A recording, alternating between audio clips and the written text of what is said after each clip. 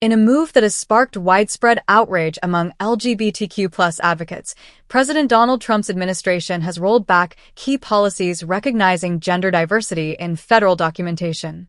On Thursday, Secretary of State Marco Rubio reportedly issued a directive halting the issuance of passports with the X gender marker, a designation used by non-binary and gender-nonconforming Americans for the past 3 years.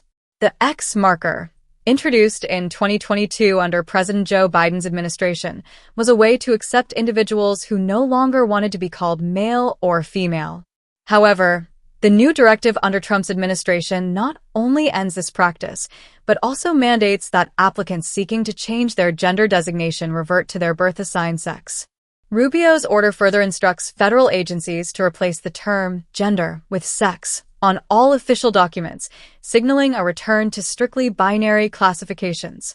The policy shift aligns with Trump's broader approach to gender identity, which he reiterated in his inaugural address upon returning to the White House. Declaring that there are only 2 genders, male and female, Trump emphasized that his administration would eliminate policies that he described as social engineering around race and gender. He further argued for a colorblind and merit-based society, positioning his executive orders as a rejection of progressive inclusivity measures.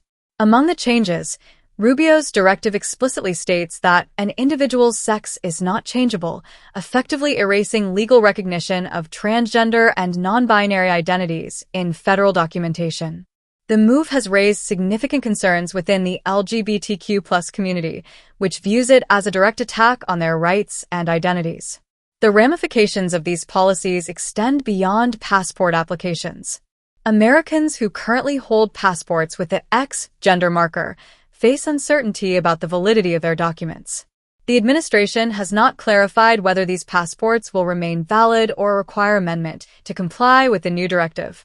For individuals like Dana ZZYYM, a U.S. Navy veteran who calls himself non-binary and fought a years-long legal battle to secure the X marker option in 2022, the rollback represents a devastating setback. Now, many fear that the strides made under Biden's administration are being rapidly dismantled.